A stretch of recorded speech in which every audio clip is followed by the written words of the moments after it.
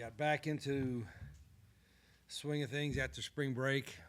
Yeah, some positive and some stuff not so good. Some guys probably still had their minds on the beach or wherever they were at, but got some good work done.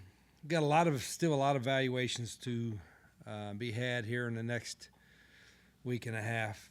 And when we finish April 5th, then we have a week of meetings with our players. But we got to give them an opportunity to show us what they can do, and while we're still teaching some of our stuff. Rich, I think you'd said before that you were going to spend your spring break week doing a lot of evaluations, sort of trying to figure stuff out with your coaching staff. Anything earth-shattering? I did more evaluation of our recruit list. I had 110 and something like that, 110 guys that I hadn't evaluated their tape. 26 guys, and so I got all that done. And then a little bit of evaluation of our current players. And then we kind of structure and practice each of our last few practices to have a little bit more competitive situations to kind of see what some of the guys could do. And I explained to them, I said, it's not going to be fun to have to reduce the roster down because of the squad size. I still think the NCAA should allow us the grandfather clause or whatever, players that shouldn't have to cut guys that you don't want to cut to make the 105. I think if they're already here, they should be able to stay here and have a bigger roster size. But the NCAA's sometimes some of the decisions they make I question, but still either way we're going to have to do some of that, and that's not going to be a lot of fun. In that cut down stuff, do you have numbers in mind for 15 offensive linemen? Is that how you're going to do it? Yeah, and everybody does. You have your, if you're going to have 85 on scholarship and 20 more, and how many, 16, 17, 18 offensive linemen, how many quarterbacks, how many running backs, and I know 105 seems like a lot, but it's when you go practicing and whatever, you still may need to have a few guys that maybe can go both ways. I think you'll see a little bit more than that. I know that Travis Hunter did it at Colorado, and he's a freak athlete. But there are guys that probably on our team now, or guys that we will recruit that could play maybe defensive end and tight end, or linebacker and tight end, or maybe play wide out and safety or something. So that's part of our evaluation in the class of 26 guys for sure. After a week off, is evaluation of retention part of a little bit of what you're looking at? Yeah, a little bit. I would, we give them written tests, and things to study over break. That probably only takes less than an hour, and I would like to think all of them were probably taking an hour every day studying, but that's probably not the case, and that's fine. They probably, a lot of them need, have a little break from that. Sometimes it's not all bad, I don't know if they were dancing or anything, but they came back. We were ready to work today. I didn't think our practice was as crisp as I would have liked on both sides of the ball at times, and we are still woefully out of shape like every other team in America is right now. But our strength staff and our guys will get in shape over the summer.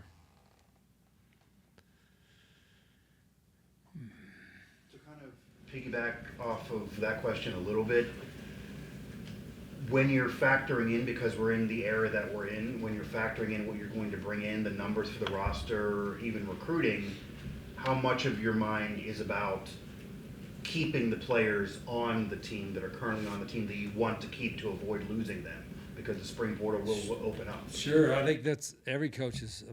I think most of us are in favor. That's what's proposed, is have a single portal period instead of these two. At least you have an idea what your roster has and who you have.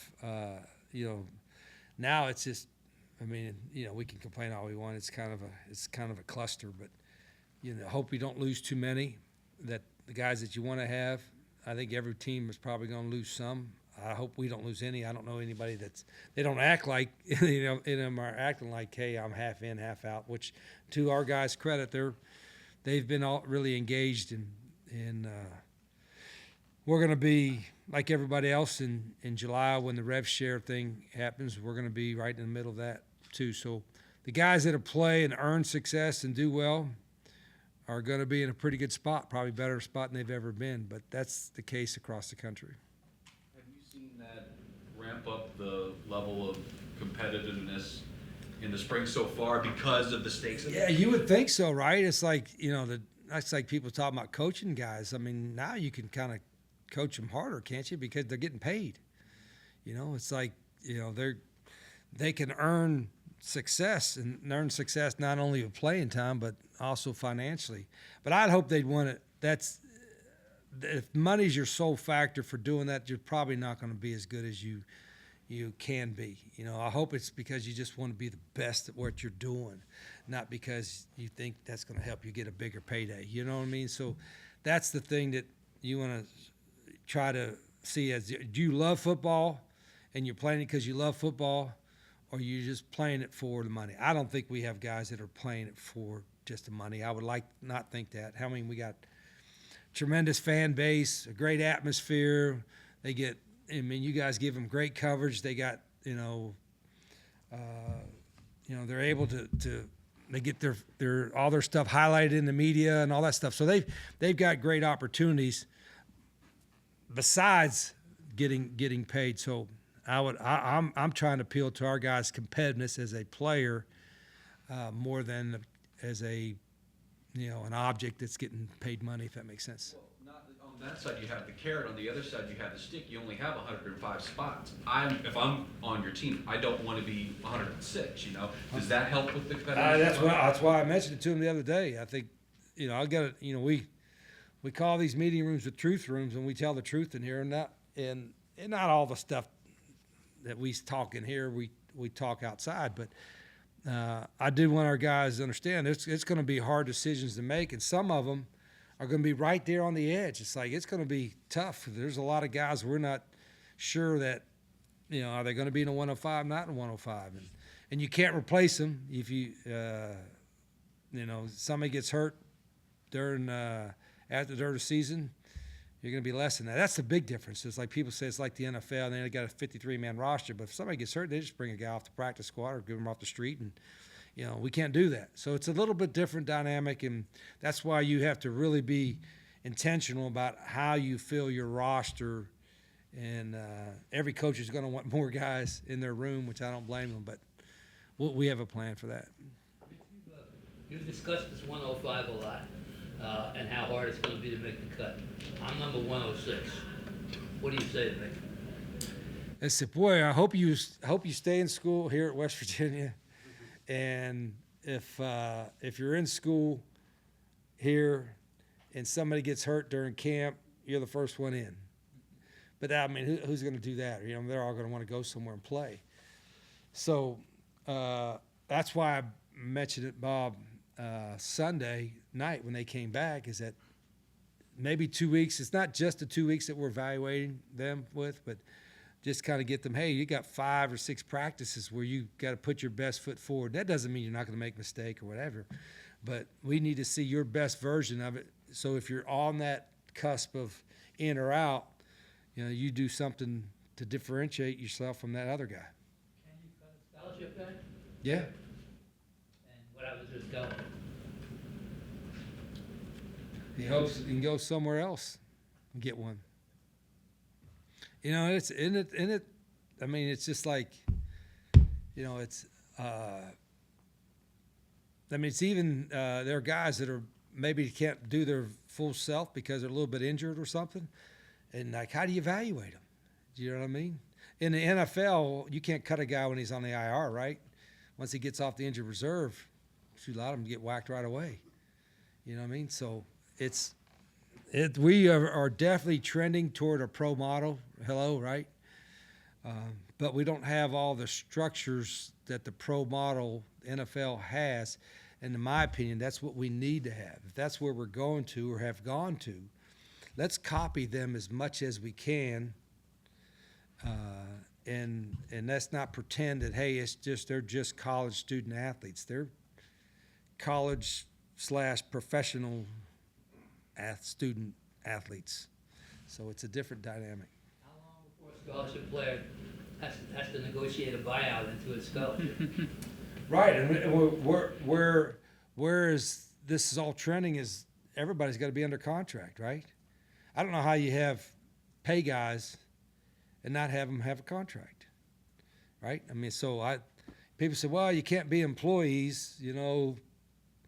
Well, they're all going to be under some kind of contract, NIL contracts and stuff like that. So it's the same thing. That's why it's kind of doesn't make a whole lot of sense. I mean, you're saying that everything benefits for the student athlete, but if they could get cut and they're all just on 1 year deals. They're not like on 3 year deals or 4 year deals. They're on 1 year deals. So that's why I think we have to, saner minds will come and say, listen, this is kind of crazy. We need to model it like the NFL if we want to be truly fair to everybody.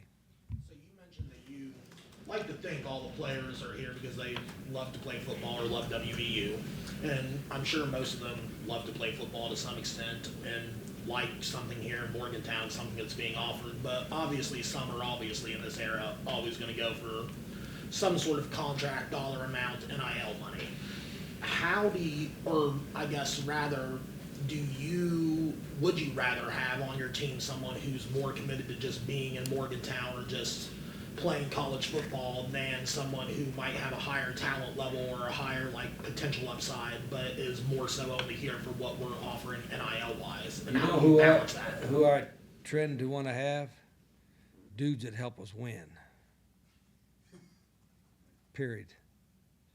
Every decision we make is based on, does it help us win? Now some of that does it help us win is attitude, commitment, those are all part of that. So it's not just talent. People sometimes like, oh, it's just, I think durability, toughness, all that, those are talents too. I think sometimes you better look at just like how fast he can run or how high he can jump or how far he can throw. But, sometimes our guys' functional intelligence, his football IQ, those are all abilities as well. So all that goes into factor. Like for instance, it might be, as Bob mentioned, the guys, 102, 3, 4, 5, 6, 7, 8. Which guys are those? A lot of them would be, okay, this guy, they're kind of even, but this guy can play on all special teams. He'd be great on the punt team, great on the punt block team, great on the kickoff team or something like that. Or this guy can play both center, guard, and tackle. Or this guy can play both safety and corner.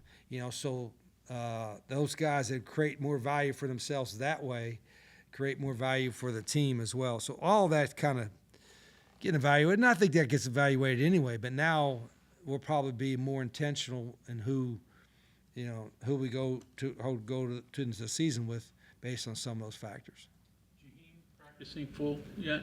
Well, he was in a green shirt today, which he was limited. He didn't do any team, but he did individual, and he looked better. I think he's just getting his confidence back with that. So I'd still like to, I think Jaheim's a proven guy from we know what his ability is. He just hasn't got a lot of reps in our system. So we hope over the next few practices he can learn the system. And I'm not worried about him getting tackled or doing anything live. I just want him to learn this stuff. And, when he's 100% healthy, he'll be in. You mentioned getting to the NFL model and all of that. And, NFL teams even looked at your system years ago. Do you talk to NFL coaches, NFL personnel, NFL GMs, even more so now than maybe even 10 years ago because you're expecting to need to kind of copy what they're doing? Yeah, I have over the last year talked to friends of mine in the NFL, talked to some GMs, and I talked to some coaches and some NFL GMs after I took this job as well because everything's kind of evolving.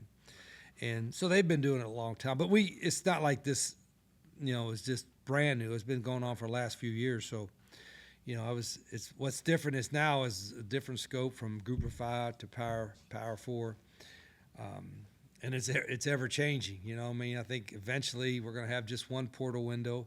Like I said, we should have a free agent portal window like the NFL has. Then you have the draft thing, and then you have your mini camps, and then You can have a practice squad. Like I said, there's just makes too much sense not to follow the most successful professional organization in the history of sports. Instead of just all this kind of, what are we? What's the rule next week? When you got to keep making a rule to adjust to another rule, to adjust to another rule, that means something's kind of needs fixed. How much tougher does it make your job when the scenario you just talked about is constantly happening, the constant evolution of this? You never know what the next rule is going to be. Yeah, I think a lot of coaches are probably just throwing their hands up and saying whatever. But a lot of guys are also just like, okay, how do we adjust to it? What do we got to do to win and have success? And I think that's what we have to do. We have to learn where the rules and where the goalposts are moving. Recruiting is still important, and relationships still are, but it's not as important. Before that was a huge part. And relationships will always play a part, but now you have the financial component of it. But you also hope that, they pick a school for more than just, like you said, the financial part. They're picking it because the great atmosphere and the tradition and the opportunity, what have you. In recruiting, how do you balance the financial part of it with the atmosphere of the school, what the school provides, and your recruiting pitch? And how do you feel like on the financial side of it, in particular, you're set up to compete in the Big 12 with what WVU has on? Yeah, I don't know what everybody else has. I have an idea, obviously, what we have. So I think we're right there. And we have some advantages because, being the sole Power 4 team in the state and no professional teams, NBA, WNBA, NFL, what have you, we get a great amount of attention. Our guys get great coverage throughout the state, as I mentioned. Obviously, it's a great place to play. I'm biased to the education here, right? I got a great education here. So I think if things are close, or even if they're not close, I think we have some advantages over some teams in our league and on our level.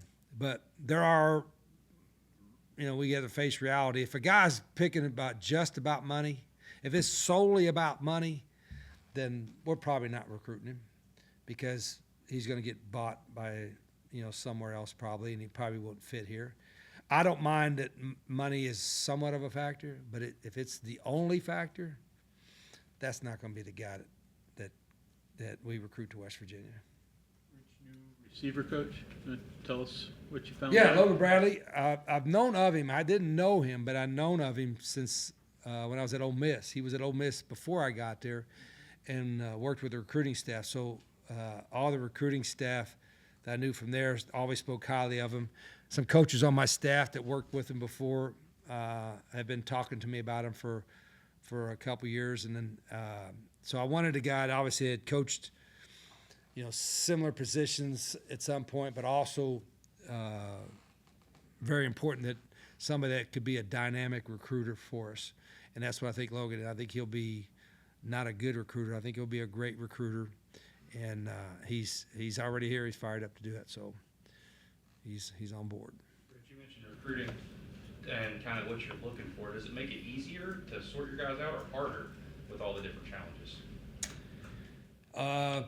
Well, I think it's harder now because before you just identify a guy, you offer him a scholarship, you build a relationship, you show him your facilities and your environment. It's like, you got to get him in. You could do all that now, and then he's going to get offered a big paycheck somewhere else, and so it's like, geez, so it's more challenging. People say it's driving some of the coaches out. I think I can understand the frustrations. I can understand frustrations of fans sometimes because we get frustrated. It's like, we're doing, you've seen it, and it's been some guys here. They do everything right on and off the field. They're good players. They're having great careers, and they shock you and they leave, go somewhere else. And it doesn't make, where's he going? Well, he's going for one reason, money. That's what I don't want our guys to go for. If he's leaving, that's the only reason he's going for, okay, he's going for. I don't want our guys to leave because the culture or the atmosphere or the facilities or something else is a lot better. they're not. I don't think we're going to lose guys that because we have all those things. Again, I'm biased. I'm speaking about our here, but we have all those other things, and we can compete with all those other things against anybody in college football. So, go ahead. I was gonna ask if you could give some thoughts on the running back room, just like anyone who's impressed or shined, how it's coming along. Yeah, like I said, Janeem, I'm really excited about him. I think he can have a great year, and he's getting healthy. The rest of them brought a couple new guys in, and LJ and Big Ty Edwards. They're kind of different. Ty's a big guy, big physical guy. Hubbard has had a good spring. He's gotten better. I think he's got a chance to help us. And then we still got to look for a little speed there somewhere. We might try to get another guy in the portal. I don't know yet. But the overall, as a group, as in room, I've been pleased with their progress so far. And Larry's going to do a great job. I think I've got one of the best running back coaches in the country. Outside of quarterbacks, what position group has the biggest adjustments in going to the new systems you all are putting in? Oh, they all do. I'm not talking about, you can look at on defense. I mean, offensively, obviously the tempo is different, and so that's sometimes takes a little bit of adjustment. But even on defense, what Zach does is probably a little unconventional for most people, and he does a lot of stuff, and they have to learn a lot of things, and they do a great job teaching it. So it's really every position, and really, because we only have couple guys that have actually started games for West Virginia. I mean, there's a whole roster of dudes that are learning, techniques and fundamentals and that stuff as well as schemes. So it's been a good spring, but it's a lot of work to do still. We got time for one more question. Mike Kazan. You're talking about multi-positional players and even like special teams. Can you do any of that stuff in the spring and take time away from installation and familiarity, or do you project this guy could be a linebacker, tight end, this guy could be on the floor? Well, in the special teams, we're limited in our special teams. We're doing punt and punt block every day and field goal every day and field goal block every day. So we can evaluate guys doing that, but we're going to still try to probably put more competitive situations the best we can installed into our product. Today we did goal line one-on-ones for the first time. And the only reason I did it wasn't so much to teach a scheme, just to see which wideouts and DBs were good with goal line one-on-one stuff, and just to be able to evaluate them. And every player, it's kind of neat, you guys know this with video nowadays, not like the old schools. I mean, our guys can create an individual cut-up for every player with just their highlights, lowlights, in-between lights, whatever you want to call it, for us to watch next week. And so player X is going to have 20-some plays, good, bad, and ugly, that we're all going to watch and evaluate throughout the spring. And we do that. They make that cut up in 5 minutes. So we have it, you can watch it on film, and I tell you right now, but I could always tell you a lot better after I watch it and really watch the film and have a chance to rewind it and all that stuff. Okay. Thank you very much. All right, thank you.